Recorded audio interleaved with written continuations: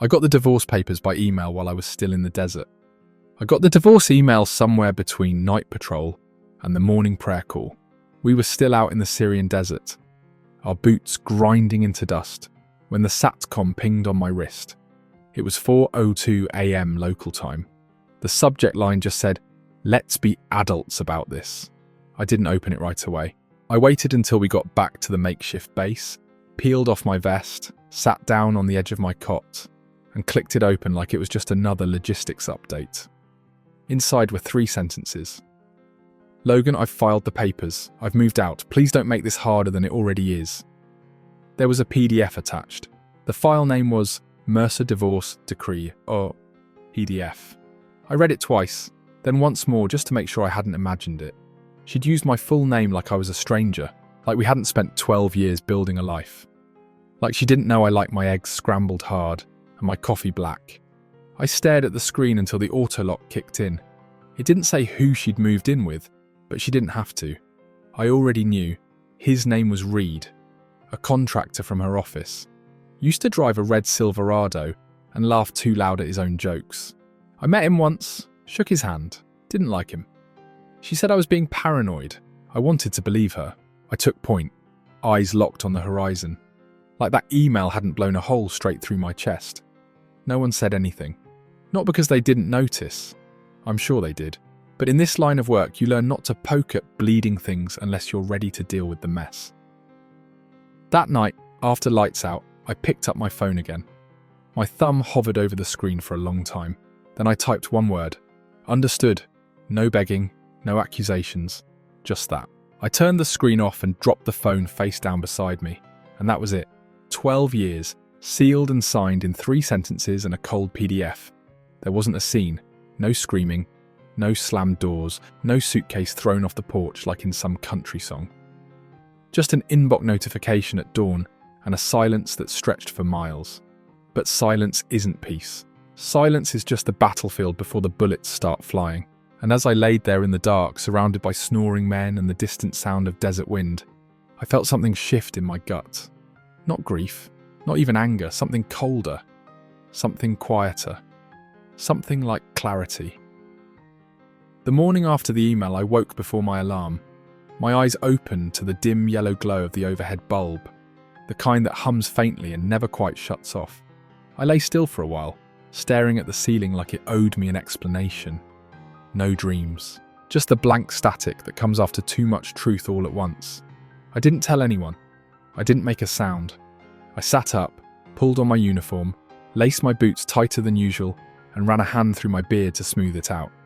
My hands didn't shake. They should have. But they didn't. The barracks smelled like sweat and foot powder, and something burnt from the mess hall. Everything looked the same, but I'd been rewired in the night. Something essential had shifted, and no one could see it. Maybe that was the strangest part. How normal everything felt on the outside, while I was unraveling just beneath the skin. I went through those motions: morning inspection, briefing, patrol rotation. I nodded when I was supposed to, took notes I wouldn't need. I even laughed when Torres cracked a joke about some kid back home who'd swallowed a ring pull thinking it was a candy. But inside, nothing. Just pressure behind the ribs. A slow, expanding weight I couldn't exhale. At chow, I picked up powdered eggs and dry toast. Across the table, Morales poured hot sauce over everything like it was holy water. "You didn't sleep," he said without looking up. "Didn't need to," I answered. He didn't push. That's the thing about guys like us. We don't ask unless the bleeding's visible. And even then, we might still keep our distance. Afterward, I went to the motor pool. Told the sergeant I wanted to check the striker before next deployment. Didn't matter that it had been cleared yesterday. I just needed something to do with my hands. I climbed inside the cab, shut the door behind me and sat there for close to an hour. The silence was heavier in there, sealed off like a coffin. I stared at the dashboard, at the worn ridges of the steering wheel, and imagined the life I thought I had, drifting off in the rear view. 12 years, 12 freaking years, birthdays, funerals, promotions, re-enlistments, letters, photos, care packages with her perfume lingering in the bubble wrap. All of it, edited out of existence with a keystroke. I didn't cry, God knows I wanted to, but something in me had hardened too fast for that. Like molten steel dipped in cold water. Brittle, but solid. Later in the barracks, I sat on my bunk and scrolled through my photos, one by one. Our wedding in the mountains, her smile the first time she held Scout as a puppy, a selfie she took in my hoodie during a stormy night back in 16. I watched them all like scenes from a movie that wasn't mine anymore. When I got to the last picture, a shot of our porch with her rocking chair angled toward the morning sun, I stopped. She used to sit there waiting for me to come home. Now I wondered if she ever had, or if I'd been watching a performance all along. I didn't delete the photos, I didn't have it in me. I just turned the screen off and set the phone face down, same as I had the night before. It wasn't that I forgave her, it wasn't even that I hated her, it was that I no longer recognised her at all, and somehow that was worse. Before everything burned down, there were Saturday mornings, not the ones with errands or oil changes or grocery lists. I'm talking about the slow ones. Sunlight crawling across the hardwood, bacon popping in the skillet, and her humming to a tune only she could hear. Elena always hummed when she was content. Not singing, just this soft, under-the-breath melody that floated through the house like incense. Those mornings feel like they happened to someone else. I remember once, maybe 5 years back, I got home early from Fort Hood, a day earlier than planned. She didn't know. I walked through the front door just as she was dancing in the kitchen in nothing but one of my flannel shirts, spatula in hand, laughing at something on the radio. She squealed when she saw me, ran into my arms, bacon forgotten and burning on the stove. We ended up sitting on the floor, plates in our laps, her feet tucked under my leg like always. That was the kind of moment you think can anchor a whole lifetime. Turns out it was just driftwood, float for a while, then sink. And there were the letters. Back when I was stationed in Okinawa, she used to write once a week. Longhand, real paper, real ink. She'd spray a little perfume on the envelopes, jasmine and honey, and draw tiny hearts next to her name. She called me Lo, said it made me sound like some rugged cowboy from a movie she never finished watching. She stopped writing letters 2 deployments ago, said email was easier, said stamps were a waste. Then there were the little things she used to do, like how she'd tap her nails against the dashboard when we drove with the windows down, or how she kept an emergency candy bar in her purse, in case the world got stupid. I can still hear the crinkle of the wrapper when she snuck it into movie theatres. Once, during a rough patch with my unit, lost a guy, almost lost 2 more. I didn't call for 3 days. When I finally did, she didn't yell. Didn't ask questions. She just said, "You alive?" And then started reading me a stupid recipe for lemon bars she found in a magazine. Like that was her way of saying, "I love you," without giving the fear too much air. But something shifted along the way. She used to wait for me at the airport with a hand-painted sign and tears in her eyes. Last time I landed in Denver, she texted, "Uber's already on the way, let me know when you get home." She used to reach for my hand in the middle of the night. And then she didn't. It wasn't like we had this explosive fight or a dramatic goodbye. No slamming doors or packed bags on the porch. It was slower, quieter. Like someone dimming a light until you don't notice you're in the dark. Looking back now, I wonder if I missed it, or if I just refused to see it. And the worst part? She probably remembers those same memories. Same kitchen, same flannel shirt, same floor. Only now they're just tools in a box she's closed up and put away somewhere I'll never reach again. Funny thing is, I still have that flannel shirt. The elbow's torn and the buttons are cracked, but I haven't thrown it out. Not because I want to keep her close, but because I need to remember who I was before I forgot what she'd become. It didn't happen overnight. That's the part that still keeps me up. The unravelling wasn't loud. It was quiet, methodical. Like a clock you don't notice ticking until it suddenly stops. She began coming home later. Not late enough to raise alarms, just enough to be inconvenient. Staff meeting ran long, she'd say. Had to help close up. It became routine, twice a week, then 3. I didn't question it. Not at first. You learn not to press too hard when you're gone half the year. Then came the phone. She used to leave it anywhere. Kitchen counter, nightstand, even face down on the bathroom sink. But somewhere along the way, it became an extension of her body. Always locked, always tilted away from me when she typed. She started sleeping with it under her pillow. There were new clothes too, nothing flashy, just sharper, tighter. Clothes meant to be seen. I noticed a tag from a boutique downtown I didn't recognise, still attached to a dress I never saw her wear. When I asked, she said it was for a work party. There was no party. She started detoxing, switched to almond milk, talked about cutting carbs and walking 10,000 steps a day, joined a yoga studio that didn't have a website, said the instructor didn't believe in marketing. I checked once, just to be sure.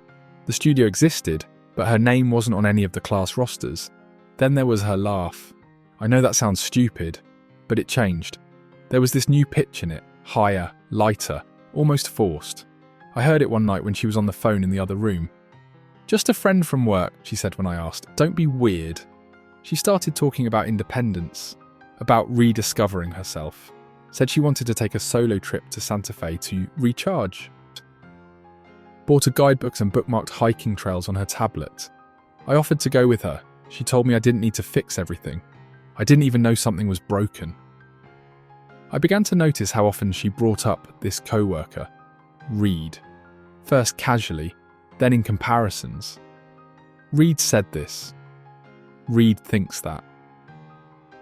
At some point I realised I knew more about his opinions on wine than I did about what was going on in my own marriage.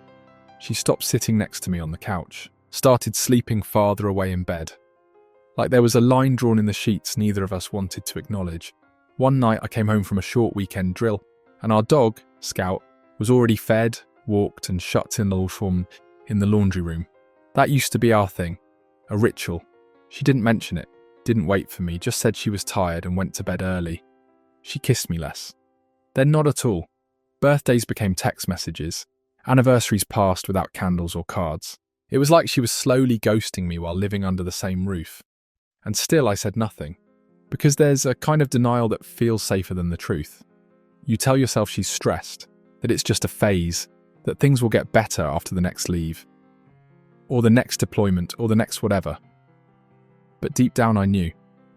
I just didn't want to admit it out loud because saying it would make it real. I didn't start planning because I was paranoid. I started planning because I wasn't stupid. There's a moment in combat training when they teach you how to breathe through chaos, how to lower your heart rate when the room explodes. That's what this felt like, a quiet kind of war.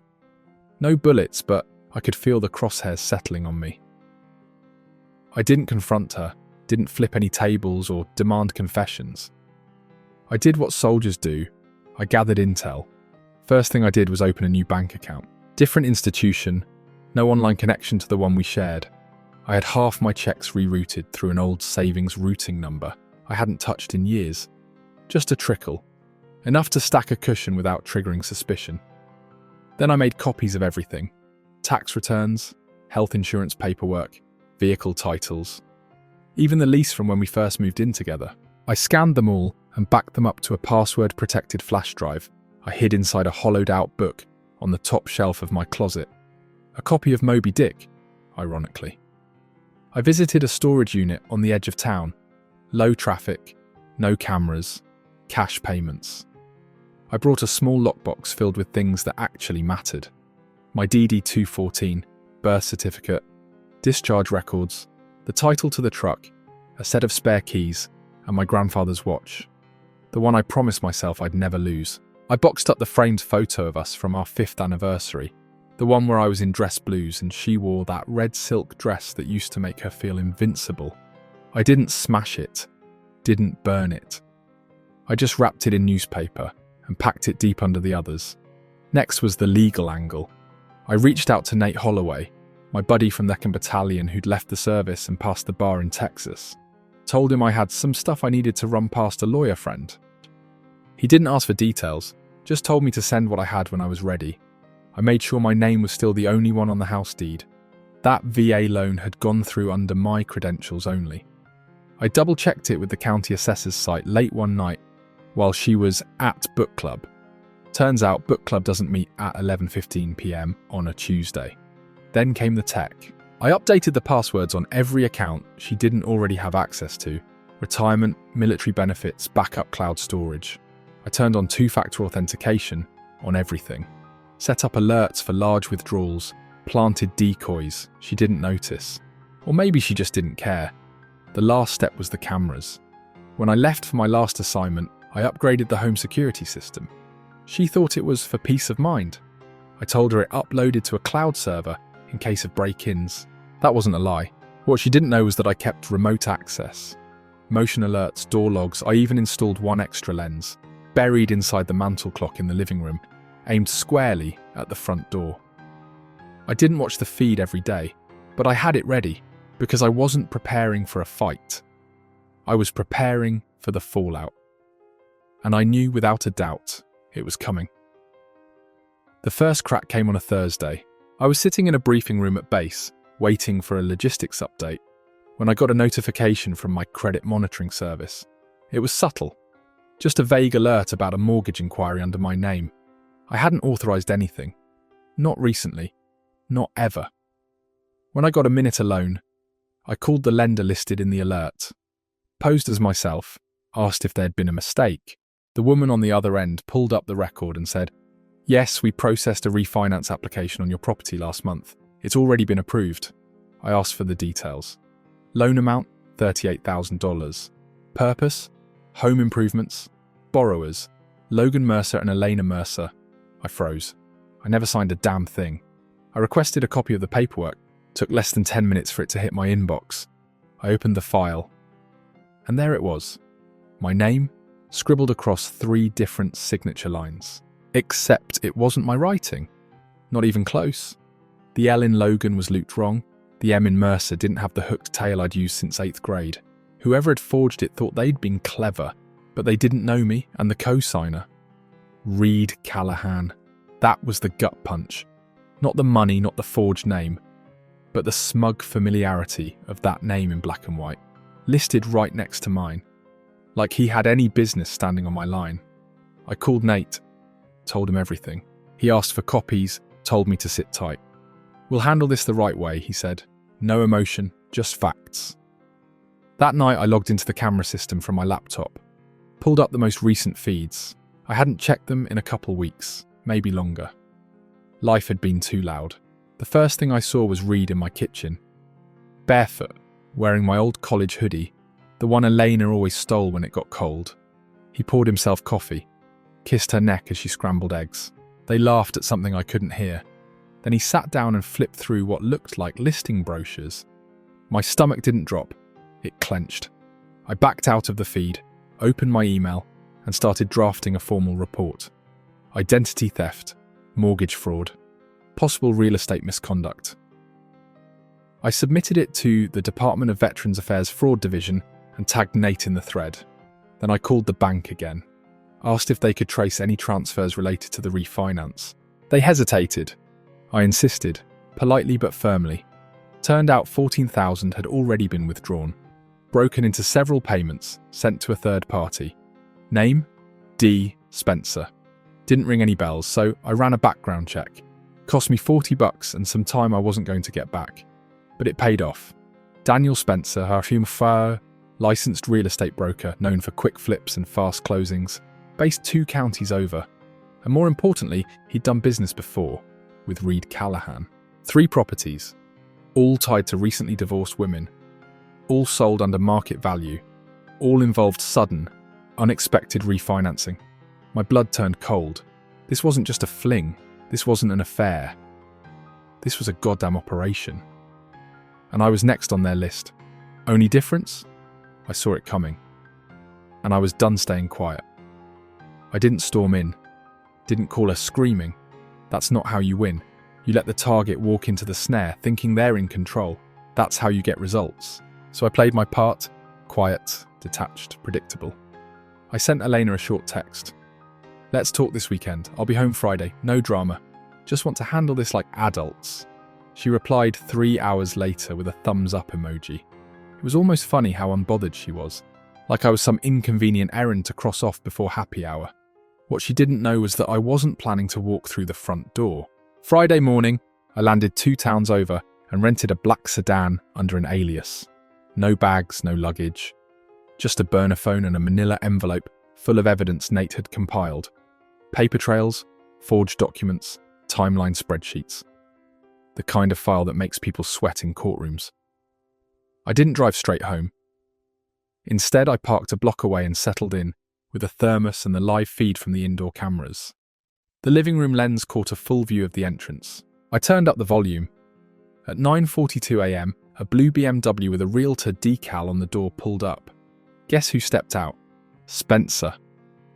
Reed opened the door before he could knock. They fist bumped like they were closing a deal on a used car, then disappeared inside. I watched them roam my house like they owned it. Spencer snapped pictures. Kitchen, bedrooms, back patio. Reed pointed out features like he'd paid for them. The new tile I installed. The upgraded cabinets I'd spent 2 weekends staining with bare hands. They laughed when Spencer said something about cashing out before the guy gets wise. At 10:06 a.m, they sat down at my dining room table, tossing around numbers like Monopoly money. "We list at 4:30, Spencer said.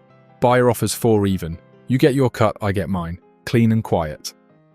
"What if he shows up?" Reed asked. Spencer shrugged. "Military guys talk big. They're too busy playing hero somewhere else. Trust me, he'll roll over." I hit record on my end. Every word. Every damn syllable. I forwarded the footage to Nate, who had already flagged the FBI field office in Austin. The case had outgrown civil court.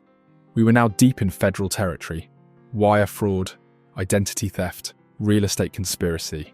Interstate transactions made it even messier for them, cleaner for us. 25 minutes later, unmarked vehicles rolled into the cul-de-sac. 3 agents approached the house while another pair cut off the back exit.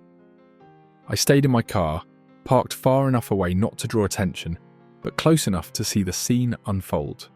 They knocked once, then twice. Then they let themselves in. 10 minutes later, both men were escorted out in cuffs. Spencer looked confused. Reed looked terrified. Elena pulled into the driveway, just as they were loading Spencer into the vehicle. She jumped out of her car, yelling something incoherent. Her purse hit the ground. Her keys clattered beside it. One of the agents stepped forward and started talking to her. She covered her mouth. Her knees buckled. I didn't move.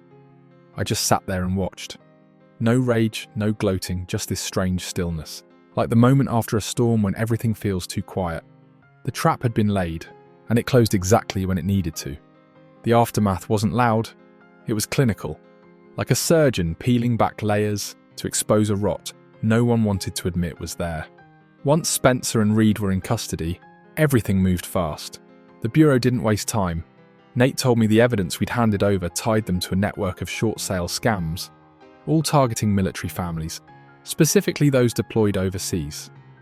The real estate angle gave it legs. The forged refinance forms made it federal. By Monday, subpoenas had been issued in 3 states. Cross-border fraud, property manipulation, conspiracy to defraud a federal lending program. The case had grown claws. I was called in to give a formal statement. The field office was cold, sterile, windowless. Agent Marks, a woman in her 40s with no-nonsense eyes and a tone like gravel, walked me through the details. "You're the pivot case, Mr. Mercer," she said, tapping her pen. "Your documentation helped us connect the entire structure. Without it, we'd still be guessing." I nodded, hands folded. I didn't need thanks. I wanted resolution. The more they uncovered, the darker it got. Eleanor had been involved longer than I thought. Phone records showed she'd been in contact with Spencer's firm for over 6 months. Not just calls, scheduled appointments, signed disclosures, financial statements under my name. They found digital signatures, encrypted documents logged from her IP address, email threads about getting ahead of the divorce, and positioning the house for liquidation. She wasn't tricked. She was part of it. That was harder to swallow than I expected. I'd wanted to believe deep down that she'd just been pulled into something reckless.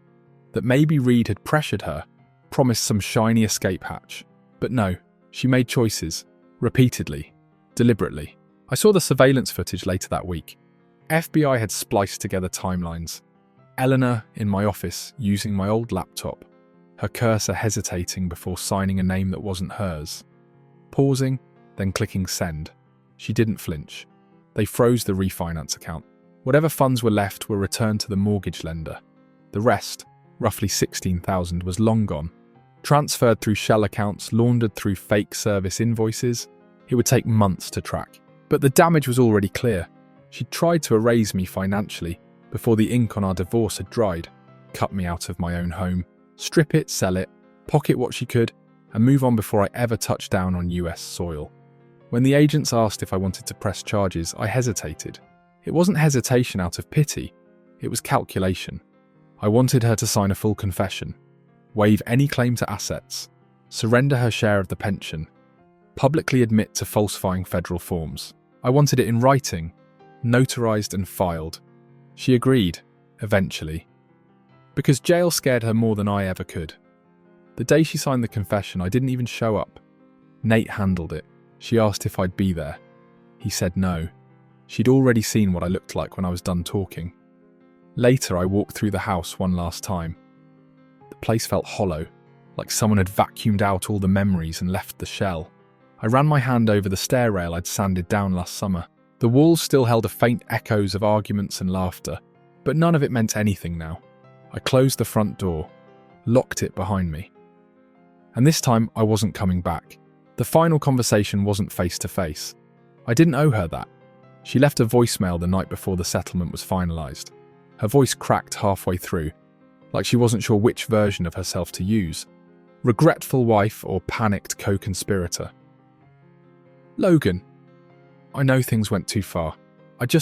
I never wanted it to end like this. Maybe we could talk just once, please. I listened once, then deleted it. The next morning, I stood outside the courthouse in worn jeans and a black t-shirt. No uniform, no rings, just me, stripped back to basics. I didn't go inside right away. I let the wind hit my face, watched the sun climb past the rooftops, and thought about everything that had happened. Not in fragments, but as one long, relentless reel. 12 years, a dozen Christmases, too many birthdays, late-night phone calls from bunkers, hospital visits, roadside coffee stops on the way to nowhere. All of it flattened into something weightless. Nate walked out with the signed paperwork tucked under his arm. "It's done," he said. I nodded. "She waived everything," he added. "No appeals, no pushback." "She get a copy of the confession?" "She signed it with her own pen." That was the last detail I needed. I didn't go back to the house, I didn't check on her. Didn't ask if she was staying in town or fleeing to whatever hole she thought would hide her. She was no longer my concern. I spent the next week clearing out the remainder of my life like expired gear in a rucksack. Cancelled joint accounts, transferred titles, called the pension office to block future access, burned old photo albums in a steel drum behind Nate's garage, one image at a time. I didn't cry, I didn't smile either. It wasn't that kind of release. It felt more like surgery. Clean cut, no anesthesia, necessary. Scout, our dog, watched me the whole time. When I tossed the last ash-filled envelope into the trash, he walked over and sat beside me like he knew something sacred had ended. The hardest part wasn't losing her. It was realising she'd been gone long before I ever noticed. She just stuck around long enough to gut the walls on her way out. I wrote one last message before I changed my number. No need to call, no need to text. I won't be reachable. I wish you peace, but I'm reclaiming mine. Whatever you're looking for, it's not here anymore. I didn't wait for a reply. Instead, I packed what I needed into the back of my truck. Tools, boots, a few books, and Scout. And drove west without punching in a destination. Just a direction. I crossed state lines before nightfall. No radio, no music. Just tyres humming and the quiet thrum of something breaking loose inside me. That evening I pulled into a roadside motel, paid in cash, and sat outside under a busted porch light, sipping coffee that tasted like cardboard. And for the first time in what felt like years, I didn't check my phone, didn't check the cameras, didn't check the time. There was no more waiting, no more watching, no more us. Just a man, a truck and a dog, heading toward whatever came next. I found the cabin by accident. It sat at the end of a gravel road in a forgotten patch of northern Idaho. 2 bedrooms, no neighbours, a creek that whispered at night like it remembered things. The kind of place that doesn't ask questions, just lets you be. The owner was an old vet named Carmichael, who barely looked up from his paper when I walked in. Said he was heading to Arizona for good. Asked if I had cash. I nodded. Deal done in under an hour. No ceremony, no keys exchanged. Just a handshake and a property deed folded into my glove box. The first few nights I didn't sleep much. Too quiet, too still.